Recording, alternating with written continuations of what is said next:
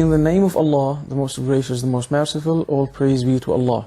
Dear brothers and sisters, may peace be upon you all.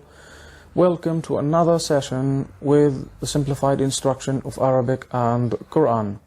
Our lesson today is going to be only for those who will be teaching this book in the future, inshallah. So please stay with us, where we'll be talking about some important points about our first lesson, which is the names of Arabic letters and how to teach it to our students.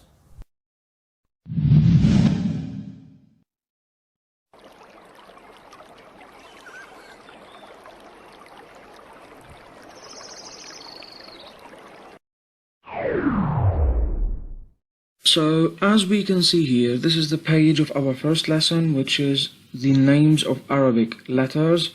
Before we start reading our letters, the teacher must tell the students that the Arabic alphabet has 29 letters and not 28, considering that Hamzah is an original letter.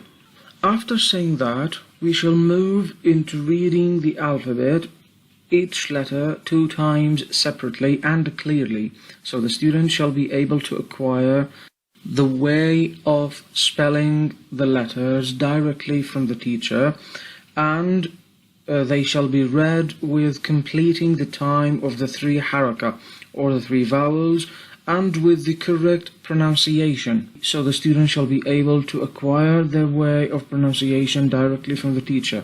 A very important point to keep in mind, which is that all the 3 harakah or short vowels are pronounced with the same length of time, which is only 1 beat, which nearly equals 1 second.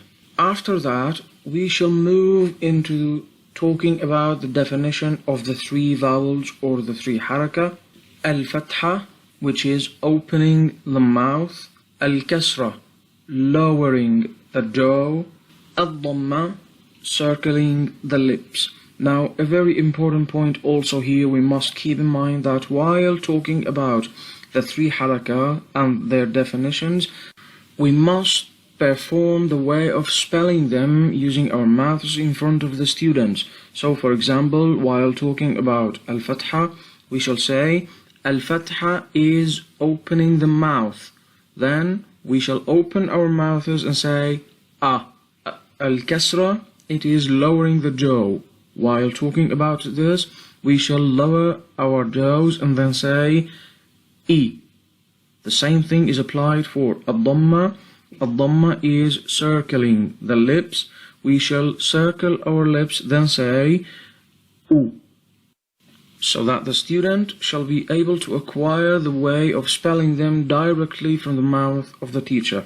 When saying the letter Alif, we must complete the harakah of Al-Kasrah, which follows the letter of Al-Laam. So, we shall never say Alif.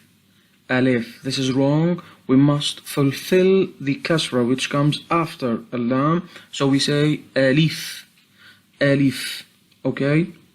And also when saying the letter Alif, the reader must complete the harakah of Al-Fathah, which comes after Al-Hamzah. And when saying the 2 letters of Ayn and Ghayn, we must complete the harakah of Al-Fathah on them, so the teacher must avoid pronouncing Al-Fathah in a way that it might be heard as Kasrah. So I never say Ayn or Ghayn. No, this is all wrong way. We shall say Ayn and Ghayn. We must also keep in mind the importance of reading the alphabet with fulfilling the length of time of mad letters. And mad letters are only considered mad if they are Sakin, or if they are, as we say in English, consonant letters. And the letter before it has a harakah from the same group. Mad letters length of time is 2 harakah, which is twice the length of the time of the 3 harakah. So, for example, we say Hamzah, Fathah, A, which equals only 1 beat, while if we said Hamzah, Fathah, Alif, A, it is 2 beats. Hamzah, Dhamma, U. which equals 1 beat, and if we said Hamza, Dhamma, Waw, Ooh, and that equals 2 beats. The same thing is for Al-Kasrah if we said Hamza, Kasrah, E, which equals 1 beat, and if we said Hamza, Kasrah, Ya, E, and that equals 2 beats. Now with all of the 3 harakas, we must consider the importance of fulfilling the harakas. So we must consider the importance of fulfilling the Fathah and fulfilling the Dhamma and fulfilling the Kasrah. Now the same principle is almost applied for reading mad letters while reading the alphabet. So for example, we shall say Kaf, Kaf, Seen, Seen, and not Sain, Seen. The same thing is applied for a Dhamma. We say Noon, Noon.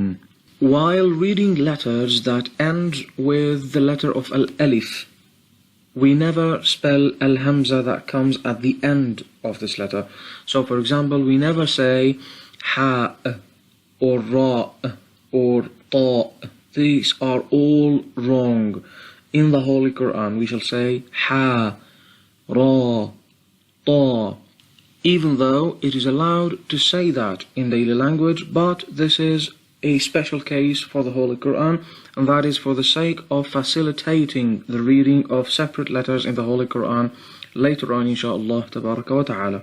With the beginning of our process of teaching, we must teach the student that the alphabet is divided into 2 parts or 2 sections: tafkhim letters or heavy letters and tarqiq letters or light letters. With that being said, we shall start talking about the meanings of tafkhim and tarqiq. So tafkhim, we shall say, for example, tafkhim or heavy letters, or the English alternative, which is deepening. It is a heaviness that enters the sound of the letter so that the mouth is filled with re-echoing. And tarqiq or light letters, and the English alternative is lightening. It is a thinness that enters the sound of the letter so the mouth is not filled with its reverberation or its echo. Then we shall move to talk about the number of tafkhim letters and what are they. So we say tafkhim letters or heavy letters are 7 letters.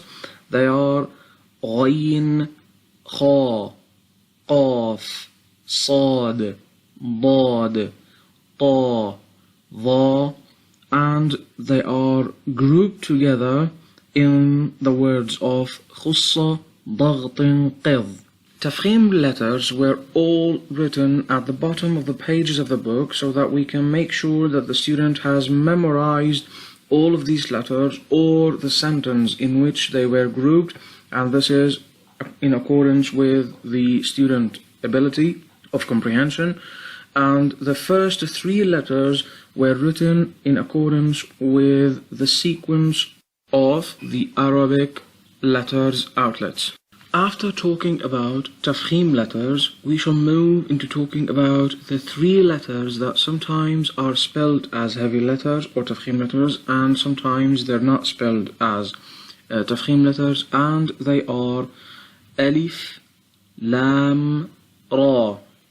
They are all gathered in the word of Alif, Lam, Ra, in accordance with the beginning of the surahs that starts with the separate letters, so that to facilitate memorizing these letters for the student. When reading tafkhim letters like Sad, Dad, Ghayn, and Qaf, we must consider observing the way with which we finish our spelling of these letters. So we must pay attention not to completely tafkhim them all. For example, we say Sad, Sad, and not Sad. Okay, the same thing is applied for Dad, Dad. As you can see here, we are finishing the letter with pronouncing the letter dal, okay? Dad, dad, and not dad. The same thing is applied for ghain and not ghayn, ghayn. And it is also applied for the rest of the letters. Now the teacher must stop on the last letter clearly and train the student to pronounce the last letter in a clear and correct way, which is the case of as-sukun. Now with that being said, we shall move to talk about the meaning of as-sukun, which is the opposite of harakah. It is the letter's emptiness of the three kinds of harakah when it is pronounced. Then we shall tell the student that the letter of ya is written without the 2 points when it comes at the end of a word. And we shall also tell them that this case is special for the Holy Quran, and it comes with the 2 dots when it is written at the end of the word, but in daily language and not in the Holy Quran.